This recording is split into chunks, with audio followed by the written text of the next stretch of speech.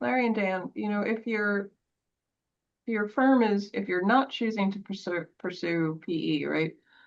Are the alternatives really, are they a real choice in as we look at the industry ahead? It's very hard. It's very hard to guess as to how this is going to play out. You're really asking, will there be firms that still succeed even if they don't take in outside investment? I think the answer is yes. I think there are niches that where you won't have to, or it may not even be possible to. If your firm is in a niche where it makes sense to stay small, it may be difficult to get interest from outside investors because a lot of them have a minimum capital allocation requirement. And you also may not need the money in exactly the same way. Um, I think you'll certainly for the next few years, you're going to see a mix. It won't be monolithic. I think the uptake, the acceptance of outside investment among firms will accelerate quickly. So I think 2 or 3 years from now, it's going to be commonplace. It will have gone from inconceivable to inevitable.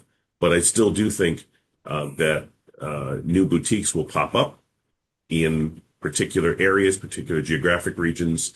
Some of them will merge into larger firms, which is one strategy that can work. Some of them may grow to the point where they would attract outside investment, but some of them will just stay independent, and I think that's okay. I think there will always be a place for smaller boutiques that are genuinely and completely independent. Yeah, I agree. I Yes. mean, I think it's most likely is a mix, and for some of the largest, most profitable out there, they may at the moment feel. I mean, investors may ask, why do you need the capital? You have your own capital, and the ability to continually grow organically and invest in programs, but culturally, it does change a gear slightly in terms of a longer term horizon. It does require partners to take that longer term view. If you're making significant investments into technological improvements into the business. But and others may value other things over, they grow to a certain size and happy at that size. So I think the safest answer is to say that we're going to see a mix.